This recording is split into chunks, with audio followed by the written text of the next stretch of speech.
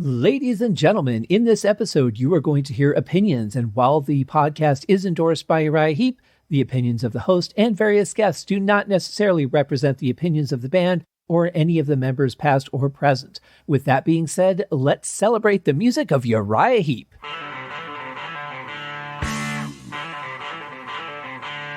Welcome to Uriah Heep, the Magician's Podcast. I'll be covering every studio song the band has recorded and every bonus track that I can find. Each week we'll go over a new song from the beginning to where they are currently, and as they keep adding albums, I'll keep adding shows. Let the deep dive party begin. In the magic garden, some were singing, some were dancing. Hello and welcome to another episode of Uriah Heep, the Magician's Podcast. I am your host, Scott Haskin, and we're going to start off with a couple pieces of news. As you may have noticed by the title, there is no guest host today. I know I had been teasing a guest host all week, but that episode will be airing later this month. I actually had written down the wrong song for him. So I had a great time, though. We recorded it yesterday in real time. That episode will air towards the end of May, and I think you'll really like it. It was a great time I had. We could have easily talked for another hour. But so we have a solo show for you today as per usual, but this is kind of a special episode, guys, because this is the 100th song that I will be reviewing on the show. Very excited about that. That is quite a milestone. We've reached 20,000 downloads, hit 100 songs. The audience keeps growing. The number of downloads keeps growing. And thank you guys for listening to the show. Obviously, you come back show after show. So I know you guys must be enjoying it, because if you weren't, why would you be listening? But it's been a blast delivering these episodes to you guys. It is a lot of work, but it is work that I enjoy doing, and I really enjoy digging into these songs, finding these wonderful little nuances and things, and just talking about what I hear. And I've had a great time, chatted with Mick a little bit, and it was great to hear from him. He's still endorsing the show, so that's another good sign for me. and thank you, of course, to Dave White, who is up very early listening to this episode as he shares it across the social media platforms. Thank you all for listening and being so supportive of the show. It means a lot to me. All of you who have liked it and shared it and all that good stuff. Keep that up, because that's how we spread the word to the show. That helps the audience grow and helps more people discover and continue to enjoy the wonderful music of Uriah Heep, which is why we're here, right? So today we've got another track from the album Firefly. This one is called Rollin On, and here is the song by Uriah Heep.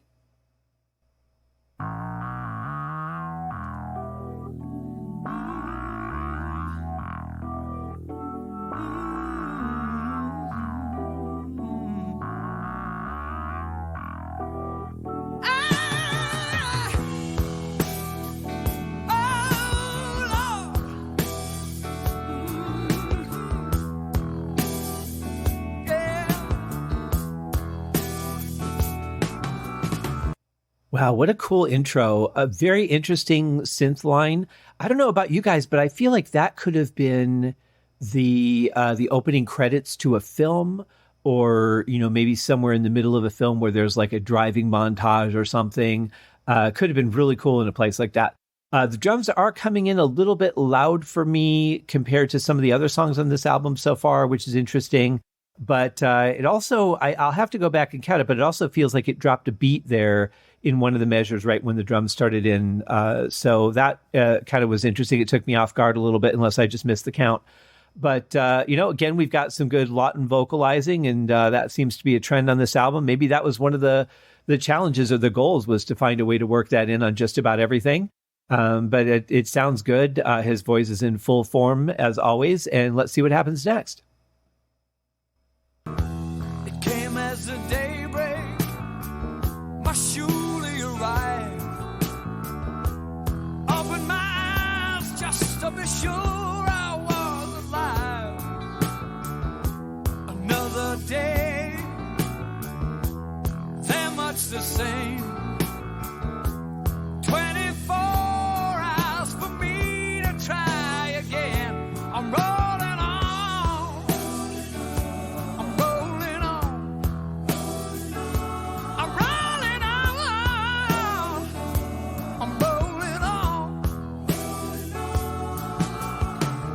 It's such a vast stylistic change for me, this album, and the way that the backups are done. They're really more traditional backups with a bigger harmony, not a lot of variety in the lyrics. They're not doing any kind of counter melodies or anything. They're really just enhancing the lead vocal.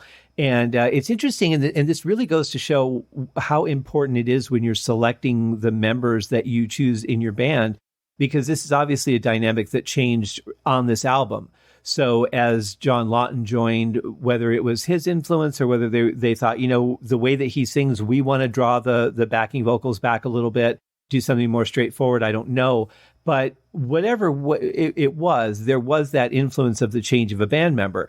So it's really tough when you're trying to find someone that is going to be creative and input a lot, but also keep with the traditions of the band and not change the direction too much. A fresh coat of paint is always nice, but there's so many factors that you have to consider when you're choosing a band member.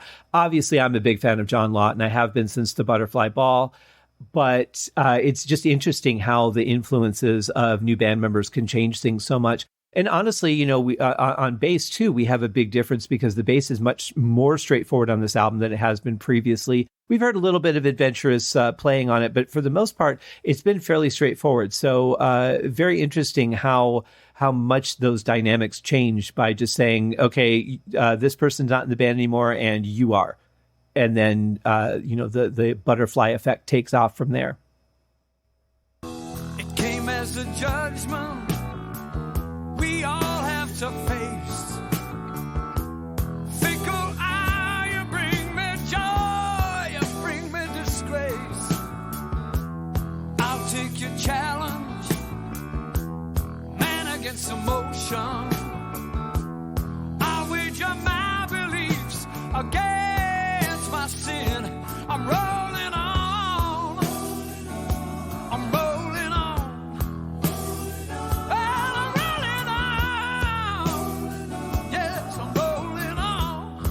Oh, yeah, rolling on and on forever.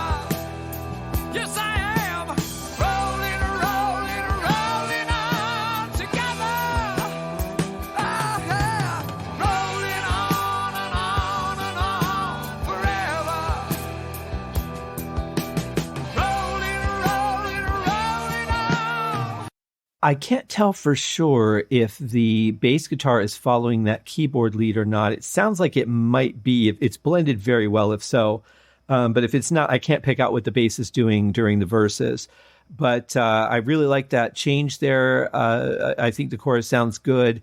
It's really nice, too, to have a song that can just do a slow build and then just change and all of a sudden be, bigger or wider. I always enjoy when it can be a bit of a shock. You're used to certain things and then all of a sudden, boom, there's a big change and it completely changes the feel of the song. I like that. I like that it's not something that's done all the time. If every song was like that, it just wouldn't be a big deal. So it's nice when it's done tastefully. But yeah, good song. Rolling, rolling on.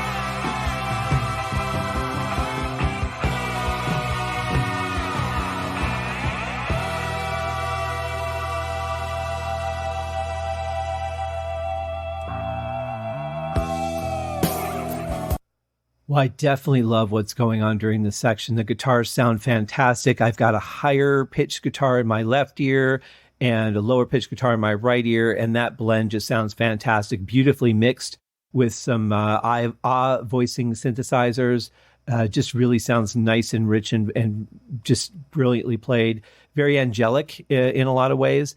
I'm not sure I really like what the drums are doing here, because we've heard this recently. And, unless you're doing a concept album where you're doing like a throwback to a theme, or you're doing a movie soundtrack, I don't know how many times you can do that same sort of thing in a short span of time and have it be interesting. It feels just like, almost like I didn't really have any other ideas, and so I just did this. I'm not saying that's the case, but as a listener, that's how it feels to me.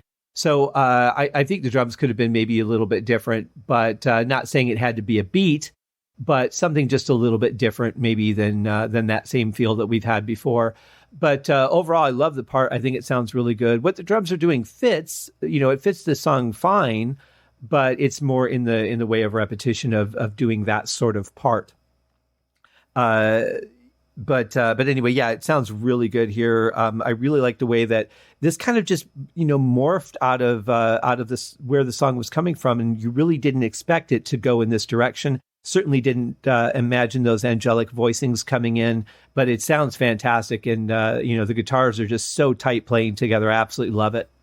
And that hanging note at the end, that sold it for me. I love when you can have the patience, when any musician has the patience to just let something ring out and, stand on its own, carry things forward. And that hanging note on guitar, best choice ever.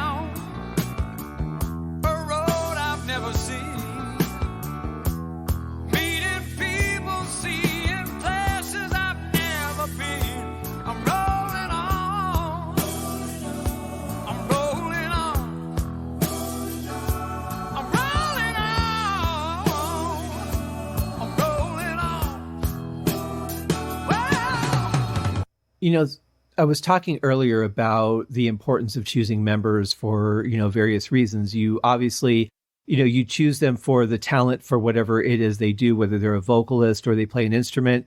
You choose them because they jive with the band. People seem like they get along. They could be a good fit. But writing is another reason that you are very selective about who you pick.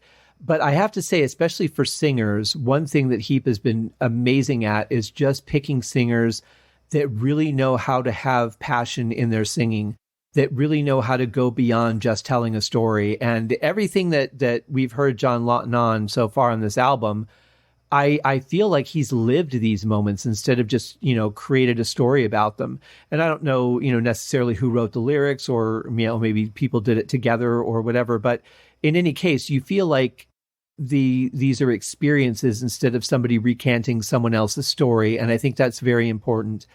And the other thing I wanted to add, just going back to that drum part during the guitar solo, is I noticed too that the kick was a lot louder than the toms were. And that might be part of what I'm not liking. Like, I don't mind a slightly louder kick, but it just overdrove the toms so much that it kind of threw the mix off a little bit for me there. Just that really comes down to personal taste. Like, there's people that would love to have, maybe the toms just reverbed out in the background and just a good punchy kick coming through to drive it. For me, I just, in a part like that, I think I would like a little bit more balance. I also noticed that the drums were really dry on that. I did not hear a good amount of reverb like we've heard in other similar parts recorded by the band. And that might be a little bit of it too. They seemed a little bit offset from the rest of the music that was going on. So just a couple of additional thoughts on that as I have them. Rolling on and on and on forever.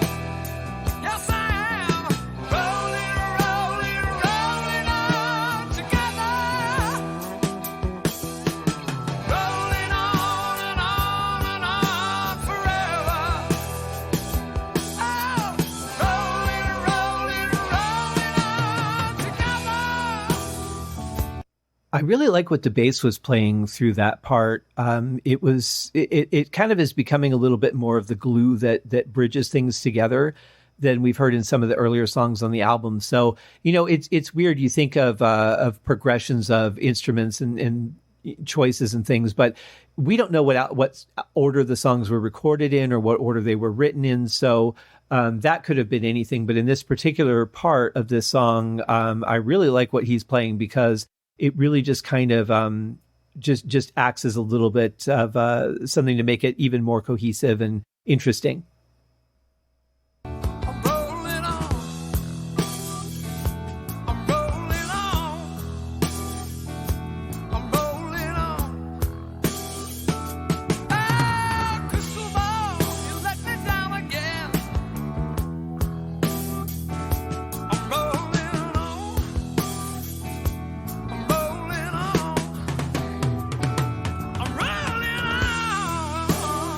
That was a great drum fill, wasn't it? Slightly changing the feel of the song a little bit, and just something that was very creative in the middle of this song. And so much that I'm just going to go back and play it again.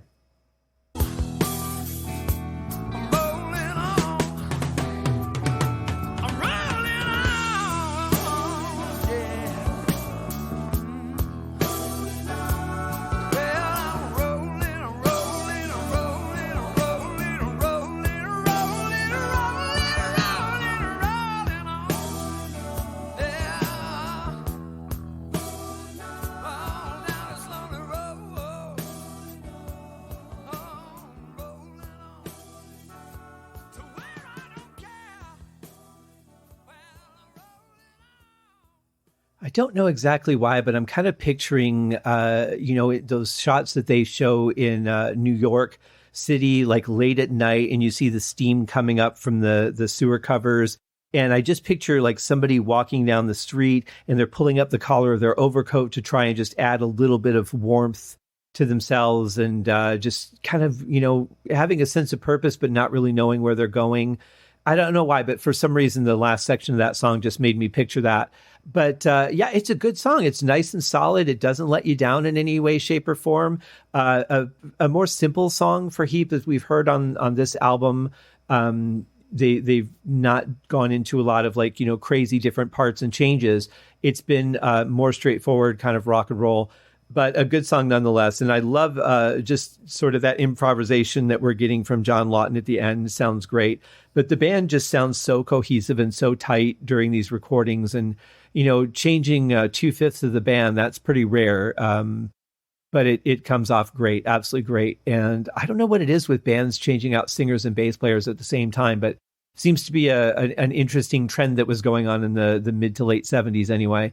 But great song, and another one in the can from Firefly. So that's it, guys. 100 songs that this show has reviewed so far.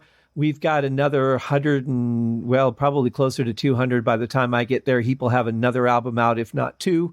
Who knows? And I've got a bunch of bonus songs and stuff. So lots of great stuff coming. We're only 100 songs in, only on season 10, and more to come. Thanks for tuning in, guys. Cheers.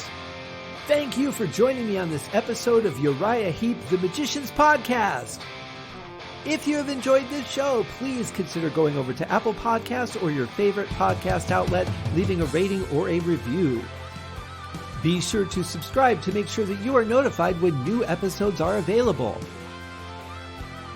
Please be sure to share this podcast with your fellow Uriah Heep enthusiasts and anyone who you think would like Uriah Heep, which should be everyone.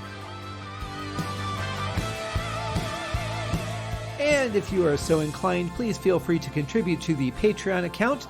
And if you are not a Patreon subscriber, you can also pay through the PayPal link on the website listed in the show links below.